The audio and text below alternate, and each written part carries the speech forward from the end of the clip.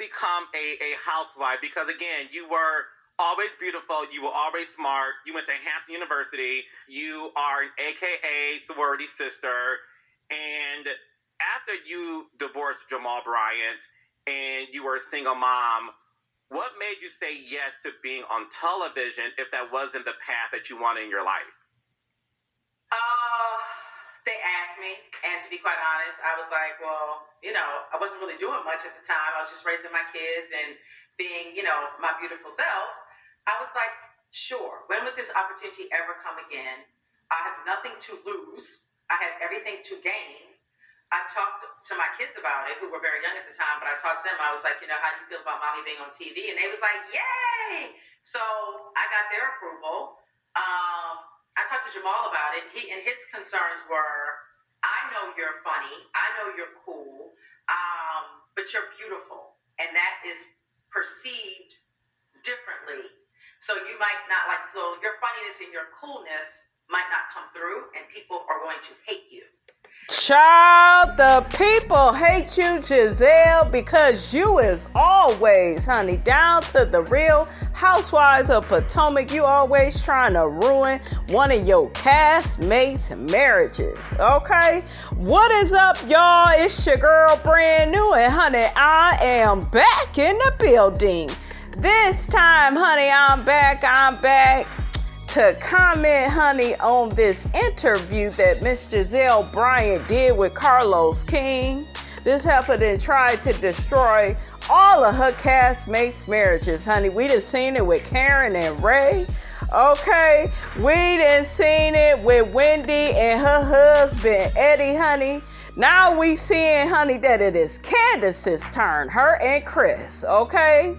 Ashley, well, she made fun of their marriage, but it was mainly Michael, honey, destroying his marriage to Ashley. And a lot of folks don't feel bad for Ashley, honey, because Ashley married Michael for the wrong reasons anyway. But girl, Giselle, sit down somewhere, okay? The people is sick of your third-party storyline, having ass, attaching yourself to somebody else's marriage so you can have a storyline. Okay, that is what you do, and you need to own your shit, okay? So I understood that, and I told him, I was like, yo, I'm just gonna be me, and people who like me, they like me. If you don't, you don't. When I first saw you on that show, I instantly was drawn to you. And Jamal is right. You're a very beautiful woman, and we saw that. And I remember talking to my friends like, how interesting is it that she's beautiful, but she's also funny? And she's likable. And I really knew that from the first episode when you and the Grand Dame got into it on the crab wall, right? I knew that there was something special on the horizon. Now, I knew that you were the star of the show then, and clearly you're still the star of the show now. But first season, what show is you watching? She ain't no damn star. I thought the first season wasn't that great. Mm-hmm. And the reason why I thought the first season wasn't that great is because I felt the focus was too much on this whole etiquette thing. And as a black person, as a producer, I told you, as a man who grew up with women in high school and stuff, I was like, there's much more to these ladies than that. Now that you are considered the unofficial executive producer of Potomac, when you look back on season 1, do you think season 1 was great, and were you surprised to get a second season? No, was not surprised to get a second season. And I'm going to say this, I probably have never said this publicly. When we were filming season 1, I felt it. You know how you feel like something is special and you feel like something is good? I felt it. And I felt the chemistry with Karen, with Ashley. Robin was always my girl, so that, of course, I had chemistry with Robin, with Sharice. I just felt like this is something special. Now, we would talk about etiquette, and we would talk about things that didn't nobody care about, but I just knew that we were different, and people just needed to understand that we were different than what they were seeing as far as black women were concerned on television. and we were talking about different things. And I by no means was I shocked that we got a second season. By no means. Did you like the first season? To be honest with you, Carlos, I don't remember it, but I do remember that it was a good intro. Like, it was like the network was trying to figure out what direction to take us. Yes. Right? And it wasn't us. Like, we were the same, we're the same girls. But except Karen, she's more blonde these days. But I think it was a network thing, not a Potomac ladies thing. No shade to the network. No shade to the network. No. It's no shade to the network. Listen, you're talking to an experienced reality producer, so I understand what you mean when you say that. My belief is this. When this show first came on, it was, how can we differentiate this from Atlanta Housewives? Let's just call it a spade a spade. Yes. Atlanta Housewives is the first Black Housewives franchise, and then Potomac is the second. And I think the intention going in was, how can we differentiate this from Atlanta? Yeah. And that's why I said first season, I felt like what you said. I was drawn to you more than anybody on the show. And then secondly, I felt that, okay, they deserve another chance, because I don't believe any show should get canceled after the first season. I think the first season is your introduction to the world. And then, baby, when season 2 happened, and you walked up in Monique's house, and you and your BFF, who I love, who's also a Libra like me, y'all were so messy. And I remember contacting one of the producers, because she gave me some sneak peeks of like the first 3 episodes. Yeah. And I said, bitch, this season is everything. And I felt that something clicked in your head. And I think season 2 is when the ghost producing, the executive producer Giselle, was birthed. Do you agree with that? Probably so. Because you have to, if anybody that you know that has worked with me from a producer perspective, they will tell you, Giselle listens. And, she takes notes. I don't think that the producers are my enemy. I feel like we have a working relationship. Are they going to throw me under the bus at some point? Of course. But it's a working relationship. So season 1, I was just learning. Season 2, I was like, I'm off to the races, bitch. Unleash me. Y'all hear that? Unleash me so I can mess up my castmates' marriages. I'll take that approach instead of having my own storyline.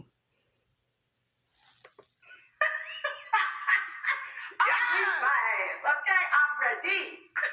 Yes. No, it made me fall in love with the show even more. And I was like, this show is really, really, really good. And now it's the best franchise to me, because I feel like everyone clocks in and works. And one thing that people have said about you, Giselle, is who is the face of the show? And a lot of people feel like it's between you and Karen. I disagree. I feel like the face of this show is Candace. Candace Dillard did something special when she came on this show. She had the storyline with her mother, her narcissistic mother, honey, okay? Y'all know Miss Dorothy is a fool, honey, okay? She was getting married to a white man, so they were an interracial couple. Candace was very open, jovial, friendly. Candace is the star of this show now, because if it wasn't really for Candace, I don't know where Potomac honestly would be. And even though I'm not a Monique Samuels fan, I did like her coming to the show, and I felt like when she first came, she brought something to the show, because they wasn't really given much season 1. I thought that Robin's storyline was interesting, I think, out of all of them. Because it seemed very like real and relatable, except for that you divorced your ex-husband, now y'all living together. I didn't find that to be relatable. But her financial issues, she was very regular, like a normal person. But when it comes to you and Karen, this is my belief, and I would love for you to either dispel this or agree with this.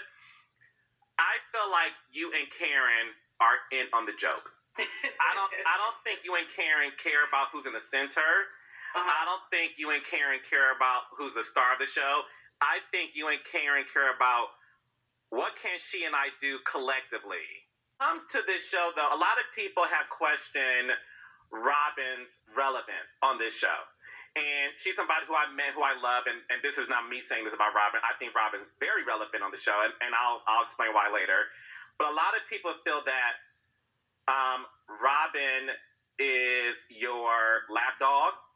They think Robin is afraid to ever disagree with you, and they don't understand why Robin is still on the show. Now, someone who's your best friend, and obviously you being the unofficial executive producer of the show, how do you feel when people say those things about Robin? It bothers me for several reasons. One, there's been many a times where Robin and I have disagreed on the show past years, and they don't show it. So it's like she's showing that she doesn't agree with me all the time. She's showing that she has her own voice, which she does, which, if you want to hear more of her voice, go to Reasonably Shady and go on and listen to the podcast. But it bothers me because I know that that's not her, and that's not a great, description of her. But Robin is necessary and needed for the show. Look, you cannot have 7 Gizelle's. You cannot have 7 Karens. You need diversity within the people that are there, and you need people to show up authentically. Authentically, Robin is more of like a peacemaker. Robin is somebody that wants to do her research, dot all of her I's, cross all of her T's before she speaks. Giselle just speaks. Karen just speaks. You know what I mean? So Ashley just is going to speak to you and do a flip and twirl her hair and then come back and speak again. So, Robin's dynamic, though it's not rah-rah and it's not in your face, it's more like laid back, and we need that. And I've said this a million times, I always fight for the show. If you talk to anybody at Bravo, they let you know Gizelle's the number one champion for the show. And that comes with how many episodes we have. That comes with how much we get paid. That comes with all of it. Like, I don't fight for Giselle. I fight for the ladies. I fight for the show. And a fight for Robin is like, look, without Robin, how the hell do we have peace? We don't. Like, she is the dynamic that we always need. Now, I don't feel like I have to continue to fight that fight. I think Bravo gets it. They understand what Robin brings to the show. But yeah, that has been, in the past, something that has bothered me for sure. Yeah, and listen, as somebody who's produced Atlanta for 8 years, Jersey for 2 years, and just create reality shows, you need a Robin. You don't need 7 Gizelle's. You don't need 7 Nene Leaks or 7 Portias. I don't think people understand that the reality ensembles is reflective of your friendship group in real life. You know what I'm saying? In my life, I don't have a bunch of Carlos Kings around me. I would drive myself crazy if I did. I have a friend named Kamar, who you know, and me and Kamar, although we like the same things, he's much more calm. I'm much more whimsical. And you need that sort of balance in your real life. And one thing about Robin that I will say, and we're seeing it this season, she disagrees with you when it comes to how Chris made you feel uncomfortable. And I want to touch on that a little bit because I know I made a joke earlier about well, girl, I was in your bedroom with you, Robin and Cherise, although we weren't alone. What made you feel uncomfortable? Because I have a theory based on that, but I'm curious in terms of if I'm right or wrong, in the sense of, was it that Chris himself, let's look at Chris the human being, right? Okay. Was it Chris the human being making you feel uncomfortable, or was it just the optics of a man being in your room making you uncomfortable? It could have been Chris, Bassett, Chris Samuels, Christopher Williams, or Chris Evans. Was it the idea of the fact that a man was in your room, or was it really about Chris Bassett, the human being? I think it was about Chris Bassett, the human being that's married to Candace. We all saw what Chris said to Giselle at the reunion. Oh, we'll talk about it later. Chris was upset, remember, about the line of questioning that Andy and Nicki Minaj did at the reunion, which was stupid. Talking to Candace about her album sales, and it's just, Nicki had a whole bunch of nerve. Okay, she over there with that damn, what the hell is he? Oh, he's a predator. Okay, yeah, we'll call him that, honey. But yeah, like, it was just so asinine. Okay, like all of that was going on. I felt so bad for Candace, and I'm so happy that Chris, had his wife's back, and he felt away because he cared about her. But where Chris went wrong, and I'm pretty sure he won't make this mistake again, is he was way too nice to them ladies. Way too. We're going to be hearing from him, guys. I'm going to be playing his audio on how he feels about this whole situation with Giselle. But yeah, she's disgusting. Giselle has reached a whole new low. And my hope for this season is she is punished in some type of way. That's the only way we go break the Ice Queen. That's the only way we are going to get some type of humility from this woman that will lead her on the path to integrity, hopefully. Okay, but yeah. But this is somebody, Giselle, she's very comfortable. And when you're comfortable, you don't give a damn who you hurt. You don't care. It's like, oh, well, it's all about me and what I want. I got to keep taking care of these children, and she doesn't value relationships or marriage. She don't have one. And I'm not at all trying to define her because she don't have one. It's just certain things that I notice from women that don't have that. They attack the women that do have it. Like her and Kenya Moore, they have a lot in common. They are always attacking married couples. And there's something very hidden behind that. A lot of women like that are very jealous that it's not them, that is married. I think Giselle has a space in her mind where it's like, well, I should be happily married. I'm the most beautiful woman on the show, and I should have the man and this and that. And damn, I don't have that. Like when Wendy read her down last season, was it at the reunion? Yeah. She said that bitch is the most insecure woman there, and it's true. But you would never think that because she always gets so much praise about her looks, right? But to me, I told y'all, her looks are fading. She don't look that good. She don't. I'm just being honest. And when you try to ruin somebody's reputation, you look even worse. We're really looking at you like, damn, this is very desperate of you, ma'am. Both. To be honest with you, it's both. That evening, Chris was very drunk at that point of the night. I didn't get it. I didn't get why he wanted to have this conversation. We could have talked in the hallway. I didn't get why he wanted to go to my room. So once we were there, it just made me feel uncomfortable. You know how you get that pit in your stomach? That's what I had. And that is what I've said. I have never said this man lured me. I've never said he preyed on me. I've never said that I was accusing him of sexual assault, even though, the other side is talking real crazy. I said he made me feel uncomfortable, and I have that right to feel that way. I never thought that he would lie and say that I asked him to go to my room. That's a lie, and that's disturbing. I think that if a woman tells a man, hey, when you did this made me feel uncomfortable, I think a man should be like, I'm sorry, and we move on. That's it. No, I agree with you. And an example I'll give is, listen, I'm a gay man, so clearly I'm not attracted to women in that sense. Right. But I know that I never shared this story, so this is an exclusive for you guys. I worked at a money exchange on Fifth Avenue in New York City years ago when I was interning at BET because a boy had to, afford chicken McNuggets at Wendy's. Yes. So long story short, I was a salesperson, and a woman was looking for a dress, and I remember finding her dress, and I was like, "What size are you?" And she said, "Oh, I don't know."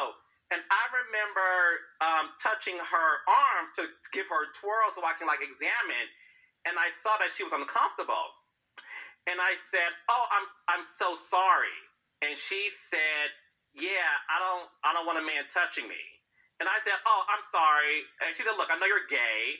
I just don't like that." And I remember thinking okay, cool. I'm sorry. My bad. My intention clearly wasn't sexual because I'm not sexually attracted to women. But if this woman is telling me she feels uncomfortable, then look, you're uncomfortable, and the rest was history. But she said it to me. So my question to you is there a reason why you never said it to Chris and you guys continue to be around each other? I wasn't going to say anything at all. But you needed a damn storyline, so you figured you would. I feel like, this has happened to me before when it comes to a married man. Not this particular situation, but married men have put me in a situation that has made me feel uncomfortable. I just felt like, okay, I'm not going to say nothing. But then as the season started and he started DMing Ashley and he DMs me, it just was like, whoa, he's doing too much. And what did he DM you? Okay, ask her that, Carlos. His wife needs to know. I was just going to tell Candace, and I did tell Candace, so that she needs to know, Chris might feel comfortable doing these things, but the other side, the recipients, don't feel comfortable. So, just check your man and let's move on. I never thought, Carlos, this was going to blow up to be, this big thing. I seriously... Girl, bye. You knew what the hell you was doing. Thought that she was going to go home and be like, yo, you made yourself feel uncomfortable. He's going to be like, yo, I'm sorry. And that was it. Why is he apologizing for something? That's another thing I don't freaking like about her, because she's always pushing somebody to apologize so they can move on. No, you are wrong. And this is my issue with Giselle on this show. This is exactly what I don't like about this whole freaking show. Nobody ever punishes this bitch. Nobody. Okay, she may get a lashing for a little bit, but the girls, they don't all come together the way we have seen on Real Housewives of Atlanta, where everybody turned against Nene. Okay? Or let's get on Married to Medicine, where some of y'all Mariah fans. Y'all know I'm not a Mariah fan, but some of y'all felt like all the girls got together to come up against Mariah. Why we don't see that on Potomac? And it's like she gets away with this bad behavior over and over again. Why should she change? Why should she be motivated, guys, to change? Think about that. Something better happened with her this season, guys. I'm serious. Because she's out of control. She knew that Candace would blow up, would cry, would react. Did y'all see that little smirk she made? Go back and watch the freaking episode where she pulled Candace to the side. You will see Giselle smirking while Candace is damn near about to be in tears. We also saw on this past episode, because y'all go hear this before you hear my Real Housewives of Potomac review. You also saw Candace crying while she was talking to Giselle, and Giselle, no emotion, no feeling. And I was damn near screaming, having an out-of-body experience as a reaction to Candace, stop fucking crying. You don't do all that crying with people that don't give a damn about you. And I get you guys, Candace is sensitive and she's human. But that is food to an evil person. They will use those tears against you. So you don't do all that crying. That's the one thing I don't like with Candace. All that damn crying. I get when stuff hurts your feelings. But bitch, you on a different type of show. You want to cry with your, I would say your mother, but quiet as kept. That bitch is a narcissist, honey. Okay, and I noticed we ain't seen old Dorothy this whole season. Cry with Chris. Okay, cry with your sister. You always want to cry and show your most authentic and vulnerable self with people that care about you. Never in the space of bitches that is willing to take you down and take your husband down. They don't deserve that, and they will use that against you. Giselle knew what she was doing. Okay? She knew what she was doing. This storyline was created by her. She knew she didn't have a storyline, guys. And then if you notice on most of the reviews, you have stupid ass women saying, well, Giselle is smart. She's so smart. She understands the game. Okay, let's see how y'all would feel if somebody would do that to y'all husband. Let's see how smart that is. I don't think that this is smart. I think this is a dangerous game. Now, one good thing I did give Giselle in the past was understanding the assignment in terms of not getting too emotional with these storylines. I have given her that. But I feel like you can do reality TV and have integrity. I really do. You shouldn't have to third party your way along on this show and attach yourself to other people's marriages to tear them down because you don't have one of your own. No idea why we're still talking about this. None. Okay, guys, let's check out what Chris Bassett has to say about Giselle. Saw the clip at last year's reunion where after it was over, I come out and I'm telling Candace I wasn't happy with the line of questioning. I said some other things, and everybody just assumed that I was mad at Nicki Minaj. While yes, I did not like that Nicki put Candace on the spot after they had, I mean, for those that say I'm not a singer, I probably would have thought the same way. Oh, just go ahead and sing. Just, you're a singer, sing. But having gone through this process with Candace, like, she'd literally been up since 5 a.m., hair and makeup. It's now, 10:30, 11 at night. You've been talking all day. Your voice is not ready to just go out and sing. Like, how many singers do you know have canceled shows because they need vocal rest or their voice wasn't where they wanted it to be? Like, that's a real thing. So I didn't like that. And then Nicki pressed her on album sales. And nobody buys CDs. Everybody knows that the industry today is based on streams. It's not really based on actual album sales. Yes, they're still significant, but streams is what people look at. So I wasn't happy about that. I didn't like some things that Andy was saying. And I said that. I didn't like the way Giselle and Robin and Ashley sort of had flip-flopped from season 5 to season 6 and some of the things that they were saying. Y'all remember like Giselle saying, oh, well, I see why somebody would hit you. She said something nasty along those lines. And you catch me, Giselle says, while I'm talking to Candace, she interrupts and said, oh, are you mad? And I said, we'll talk about it later. So she knew I wanted to talk already. She already knew I wanted to talk. So yes, we went in and we talked, and basically the gist of what I said, she says I complained about my wife. First of all, as a married man and someone who has been in a few relationships, I know better than as a married man to complain about my wife to a single woman. Do y'all hear that? Because that's what Giselle said. She said, oh, he was complaining about his wife, and this bitch was putting that storyline together, okay, trying to be a little ghost producer because she ain't got no damn storyline. And I just want the shit, you guys, to blow up in her face. If it doesn't blow up in her face, if she takes off like a damn rocket and keeps getting a raise from this show, we can expect more negative and toxic behavior. I'm serious. That already sets a bad tone. So I didn't complain about my wife. Not at all. What I said was, I didn't like this. I don't think you guys are communicating well. I don't think you're on the same page.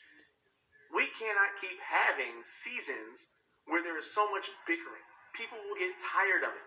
Y'all need to figure this shit out and come together, and we need to have a fun and uplifting season.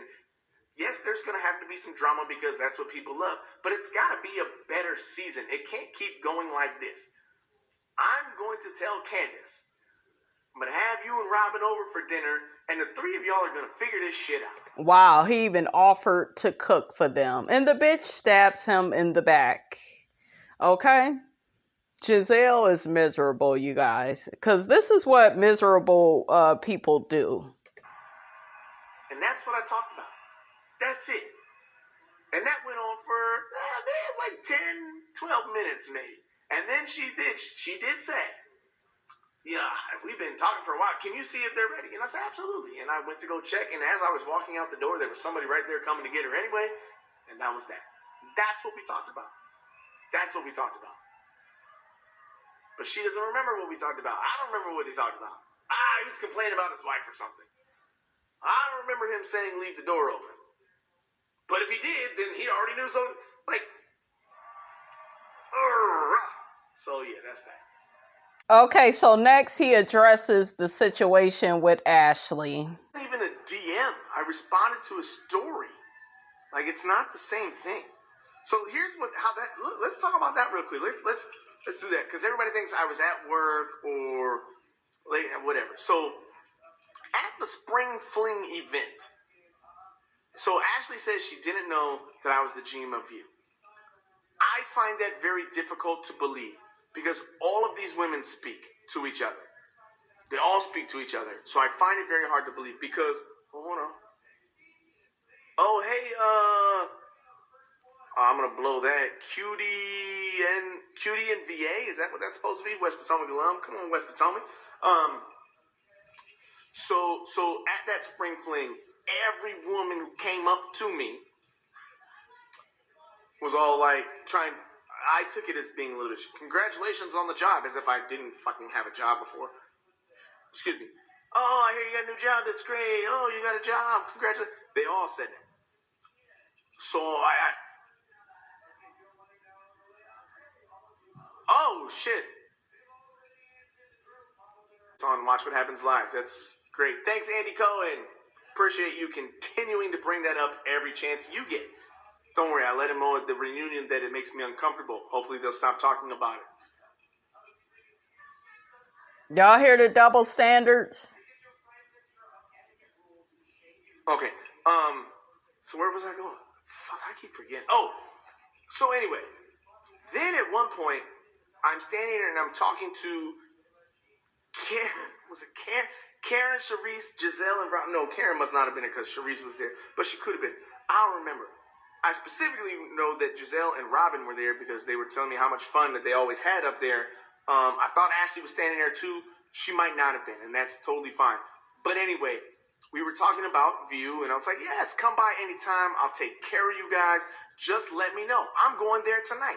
Just let me know. I got you guys taken care of anytime, whenever. That's that. Then I go to work. You know, after we leave the party, I go to work. Candace takes a separate Uber to go to the airport because she's going to Vegas for the Grammys. Her flight is at like 6 or 7 or something like that. Maybe it was later. Doesn't matter. Anyway, I know that when I get home from work at 2 o'clock in the morning, that she will be getting home soon. And so I want to make sure that I get her a phone call to know that she landed and that she got to her hotel. What's up, Toronto? Okay, so I get home from work. I'm on, ooh, hey, I got a hat. Hey, cheers. So I'm on IG. And when I'm on IG, I don't really scroll this way. I like to just watch the stories. It's quick. You know, I don't have to do nothing. I can just let it roll. Unless I don't like something, I go to the next one. Anyway, I'm watching these stories, and then Ashley's comes up. And I see her and Robin, and they're at Park. Oh, Candace is texting me. I wonder what that says. And they're at Park. And Park is a club literally 3.5 blocks from where I'm at. And she's there with Robin. I was like, damn. I just told y'all if you're going to go out, come here. But they went there. And it's fine. It's okay. And so, yeah, 2000, boom, I sent it. I was like, oh, you should have come to the W. Then, Candace Land's like, oh, man, Ashley Robbie went to the W. Like, we were just talking, or they went to a party. And I'm just, so she knew about it. But whatever. I thought it was very weird. I feel like I have to explain every single thing I say now. I can't. What this has done, this whole thing with the show this season, it's made me question how I move and not be myself. And to think that I can't be myself hurts. And that's where I'm at in this whole thing is that it hurts that I question everything that I say that comes out of my mouth. When there's no malintent. And I don't even think, like, look, I'm a person, like, Candace will tell you, like, I'll make a sexual innuendo almost any chance I get with her, but I don't do that with other people. But I am nice. I am a nice, I've worked in the hospitality industry since I was 15. I'll be 45 in 3 months. That's 30 fucking years in the same business. No, I don't speak to Giselle. I'll tell you a funny story about that in a second, too. For 30 years, it's been my job to be nice to people, make sure they are comfortable, that they're having a good time. And somebody who has nothing else to talk about in their life has made me question who I am as a person. And that upsets me. That upsets me a lot. I'm happy to have a very, very strong support group of people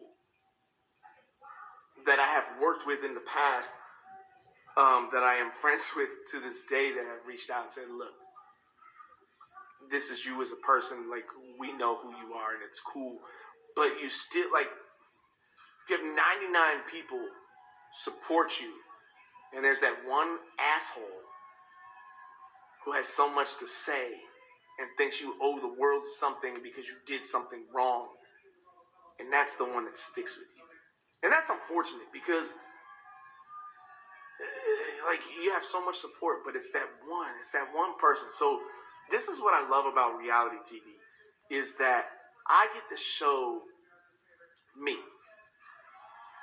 as me, who I am. And 199 people may hate it, but there might be one person who relates and says, you know what? I was going through something similar, and I didn't know how to deal with it, but I see how he dealt with it on the show, and I'm going to try that. And to help one person, that's more. That means more. So it's been tough, man. It's been real tough, and I fucking hate talking about this shit. Anyway, do I talk to Giselle? No, I don't talk to Giselle. Funny story at BravoCon. Candace and I are walking from one panel to another. We're in the back, walking through all the hallways and shit. And Giselle is sitting in a chair in this back dark hallway, fixing her shoe or something. I don't remember if she was by herself or maybe she had a publicist or something with her. But as we're walking, she's sitting there literally trying to catch Candace's eye to say hello or something. Like literally just watching. And Candace fucking didn't pay her no fucking never mind. And I'm walking behind Candace and I'm watching this happen. And I felt so bad. Why would you feel bad? This lady is trying to destroy y'all marriage. Don't feel bad when bad people treat you like shit. Okay? I was trying to find a cleaner word, honey, but that's just what it is. Like, she needs to get dogged out, you guys. Okay? Because being called beautiful all the time, that's just propping her up, making her feel good. Like, mind you, we hadn't seen any of the show yet. I had moved on from that, whatever, but, and I managed to force this cringy smile. I was kind of like, and I waved to her. Candace, As soon as we got around the corner, she's like, why the fuck did you wave to her? And honestly, I felt bad for her. I felt bad that she wanted Candace's attention, and Candace didn't fucking give it to her, and I felt bad.